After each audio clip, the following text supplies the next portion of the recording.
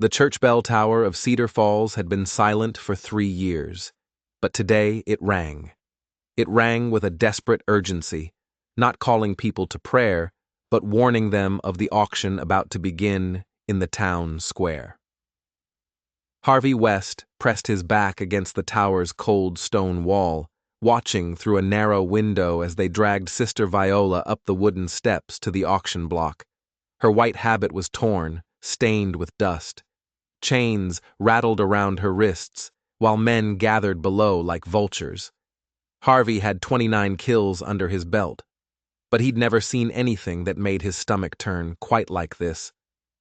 The woman stood with a quiet dignity that shouldn't exist in a place like this. Her lips moved in what looked like a prayer, but her eyes, when they swept across the crowd, held something that cut straight through his professional indifference. Sidney Knox, the town's corrupt sheriff, grabbed Viola's chin and turned her face toward the eager bidders. "Look at this beauty, gentlemen, fresh from the convent, pure as mountain snow. What am I bid for this fine piece?" Harvey felt his jaw clench as the bidding started. $50 from a rancher with tobacco-stained teeth, 75 from another man licking his lips like he was looking at Sunday dinner. Sidney's grin widened with each call. That's when Harvey saw her fingers wrap around the small wooden cross hanging from her neck. He watched her lips move again, still praying, still believing in something bigger than the hell surrounding her. But what Harvey didn't know was that Sister Viola wasn't really a nun at all, and the truth about who she was would change everything. The bidding climbed to 90, then $100. Harvey straightened up, his hand moving instinctively to the Colt at his hip. He'd sworn off playing hero years ago. Too many good men died trying to save people who didn't want saving. But something about the way she stood there, unbroken despite everything, reminded him of someone he'd failed to protect a long, long time ago. In that moment, Harvey made a decision that would alter the course of both their lives. He stepped into the street, his boots clicking against the hard-packed dirt. Every eye turned toward him, the crowd sensing danger the way animals smell a storm coming. 200, Harvey called out, his voice cutting through the noise like a blade. The crowd fell silent. Sidney's eyes went wide, not from the money, but from recognition. Everyone in these parts knew the name Harvey West. But before Sidney could bring his hammer down, a voice cut through the tension like a rusty knife. 500. The voice belonged to Nelson Graves, stepping out from behind his private carriage. Expensive suit, gold teeth, and eyes that had seen too much cruelty to ever look fully human again. Graves owned half the territory through fear, and the other half through blood money. Harvey felt his chest tighten. Of all the men who could have shown up, it had to be Graves, the same man who'd burned down the church in Millerville just because the preacher refused to bless his stolen cattle. "Well, well," Graves drawled, adjusting his silver-tipped cane. Harvey West playing savior, how unexpected. His smile revealed those gold teeth, rumored to be pulled from men he'd killed personally. Sister Viola's eyes darted between the two men, and for the first time, Harvey saw fear creep into her expression. She might not know who Graves was by name, but evil has a smell that innocent people recognize instinctively. Harvey stepped closer to the auction block, his hand resting on his gun. "She's not for sale to the likes of you, Graves.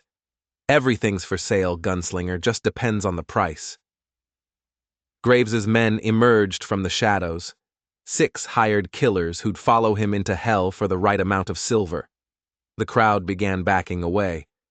600, Graves called out, never breaking eye contact with Harvey. Harvey felt the weight of his money pouch. He had maybe $250 to his name, everything he'd earned from his last job in Colorado. Against Graves's resources, he might as well be fighting with pocket change. But then, Sister Viola spoke for the first time since this nightmare began. "Please," she whispered, her voice carrying across the silent street. "Don't let him take me." Those 4 words hit Harvey harder than any bullet ever had. The desperation in her voice, the way her faith seemed to crack just enough to let human fear bleed through, it reminded him of another woman's voice years ago, begging him for help he'd been too late to give. Harvey drew his Colt in one smooth motion, the barrel pointing directly at Sidney's sweating forehead. "Auction's over." Graves's laugh echoed off the buildings. "You think you can just steal what I'm buying, West? In my town?"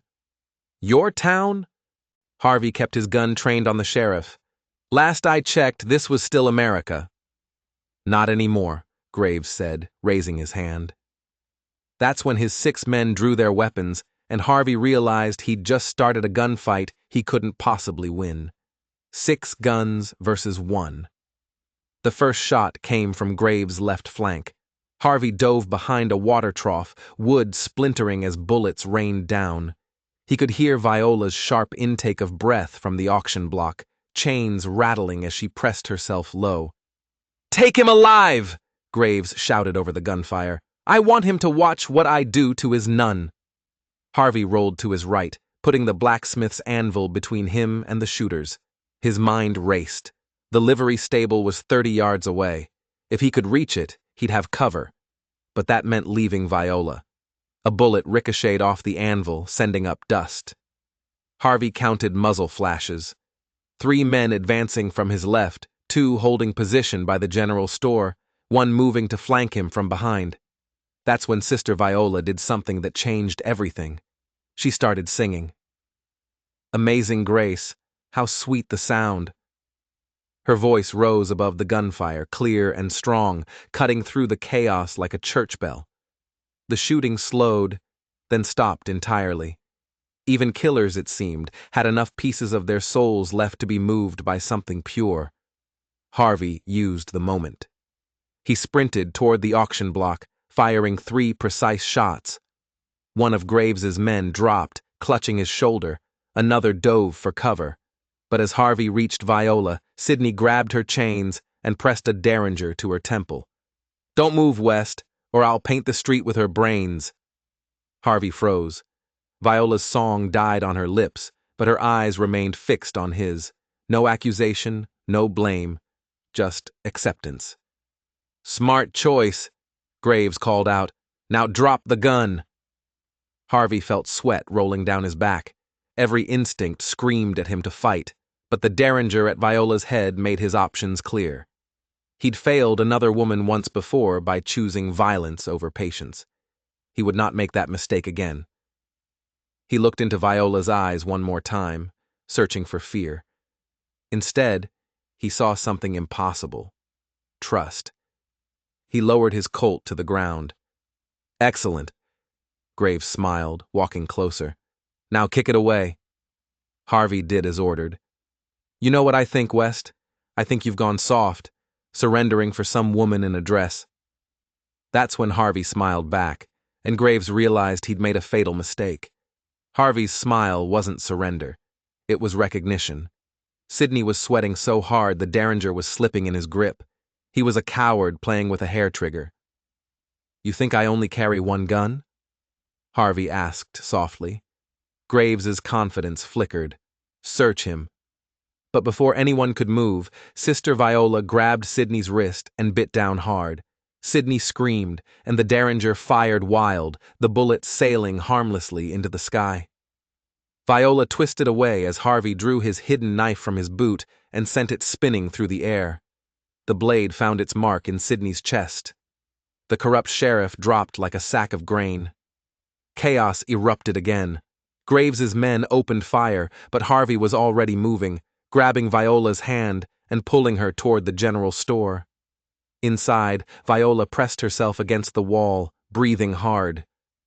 Her white habit was now stained with dust and blood, but her eyes held a fierce determination that surprised him. "Why?" she gasped. "Why are you helping me?" "Because nobody deserves what Graves had planned for you. But you don't even know me. I could be a terrible person." "Are you?" Viola looked down at her hands, still trembling. I used to think I knew what I was, a servant of God. But when I bit that man, when I helped you kill him, I felt something I've never felt before. What's that? Satisfaction. The admission hung between them like smoke from a gun barrel. Outside, they could hear Graves's men surrounding the building. Harvey studied her face. The peaceful woman from the auction block was gone, replaced by someone harder, someone real. Do you regret it? He asked. She was quiet for a long moment. I should. Everything I was taught says I should beg forgiveness for taking pleasure in violence. She met his eyes. But I don't. Does that make me evil? Makes you human? Is that what happened to you? She asked. Did the world make you choose between being good and staying alive? The question hit closer to home than Harvey expected. He thought about his sister, Martha, and the promises he'd failed to keep. Sometimes, he said finally, God helps those who help themselves. That's when the front door exploded inward, and Graves stepped through the smoke with a shotgun in his hands. End of the line, West. You and your little nun are coming with me. Harvey positioned himself between Graves and Viola. You know what's funny? Graves continued, his gold teeth catching the light. I wasn't even planning to buy her today, but when I saw you making your play, well, I do enjoy taking things from men who think they're heroes. Viola stepped forward. If it's me you want, take me. Leave him alone. Noble, Graves laughed. But your friend here killed 3 of my men last month in Deadwood. Something about them burning down a schoolhouse with children inside. Viola's eyes shot to Harvey. Is that true? They had it coming, Harvey replied, never taking his eyes off Graves. Those children... Viola's voice was a whisper. You saved them. I killed men, Harvey corrected. That's what I do. But Viola stepped closer to him, her hand briefly touching his arm. That's not all you do. Graves's patience was wearing thin. Touching, really, on your knees, both of you. That's when the back door of the general store creaked open. Nelson Graves, a new voice called out. You get out of my store this instant. Everyone turned to see Hattie Rhodes, the store's owner, standing in the doorway with a Spencer rifle that looked older than she was. Hattie, Graves sighed, this doesn't concern you. Like hell it doesn't. This is my place of business. Hattie's voice carried the authority of 40 years on the frontier. Besides, that girl's wearing the habit of St. Agnes, Sister Viola Mays, isn't it? Viola's eyes widened. You know me? Know your mother, child. Pearl Douglas. Helped deliver you right here in this store 26 years ago, during a blizzard. Graves's grip on the shotgun tightened. Touching reunion, but nothing, Hattie cut him off. You take one more step, Nelson, and I'll put you down like the rabid dog you are. That girl's under my protection now. The standoff stretched like a held breath. But what none of them knew was that Viola's real name wasn't Viola Mays at all. And the truth was about to change everything. Viola's face went pale. Mrs. Rhodes, I think you have me confused with someone else. But Hattie's weathered eyes narrowed. No confusion, child. You have your mother's eyes and your father's stubborn chin. Pearl Douglas married that gambler, Dwight Fields, against everyone's advice. Harvey watched Viola's hands start to shake. My parents died when I was 3, Viola said quickly. The sisters at the convent raised me. They told you what they thought you needed to hear. Hattie interrupted. Your father didn't die, child. He was run out of town for cheating at cards. And your mother, she died giving birth to your younger brother. The silence in the store was deafening. Even Graves seemed momentarily forgotten as Viola's world cracked apart. Brother? Viola whispered. Myrtle Lane, Hattie said, her voice heavy with sorrow. Wild as his father, mean as a snake when he's drinking, rides with a gang of thieves now, calls himself Quick draw, Myrtle. Harvey felt ice form in his stomach. He knew that name. Every lawman in 3 territories knew Quick Draw Myrtle Lane, a killer who'd murdered at least a dozen men. Viola sank against the wall. No, that's not possible. I dedicated my life to God. I've never harmed anyone. While your brother spreads death across the territory, Graves said, his voice carrying a new interest. Well, Sister Viola is Quick Draw Myrtle's sister. This changes things considerably. Changes nothing, Nelson, Hattie snapped. She's not responsible for her brother's sins. Isn't she? Graves's smile was predatory. Myrtle Lane robbed my silver shipment last month, killed 6 of my guards, but he made one mistake. He let one man live to tell me something very interesting. Viola looked up from her despair. What? Before he rode off with my silver, your brother said, "Tell Graves this is for what he did to my sister." Now, what do you suppose he meant by that? The pieces clicked into place. The auction. It wasn't random. Harvey stared at Graves. You set this up. You arranged for her to be captured. You were using her as bait. Brilliant, isn't it? Graves's gold teeth gleamed.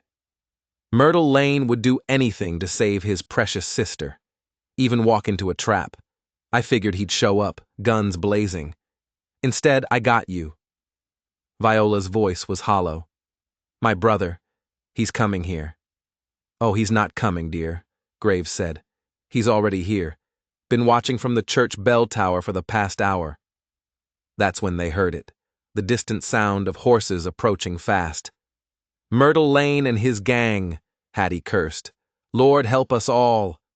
The sound of hoofbeats grew louder, accompanied by the distinctive whistle that every lawman had learned to fear. Myrtle Lane's calling card. Viola moved to the window.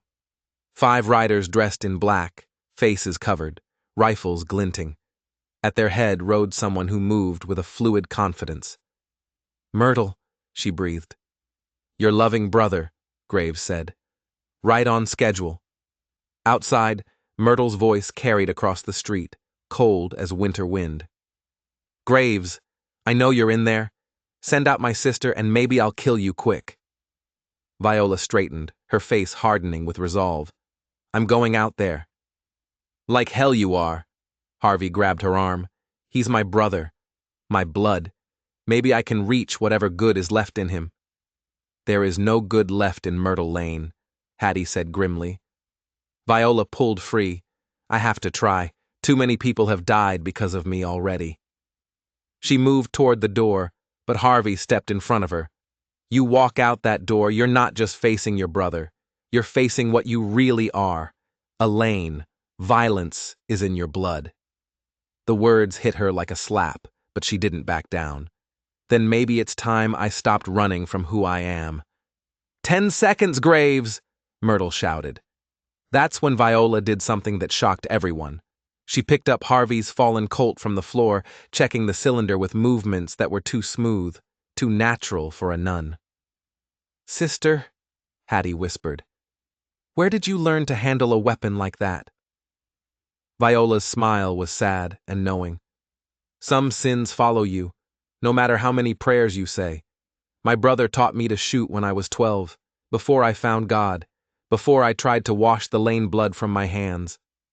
5 seconds, Myrtle shouted. Viola walked to the door, gun steady in her grip, and Harvey realized the woman he'd tried to save was about to become someone else entirely. Viola stepped into the street, and the world held its breath.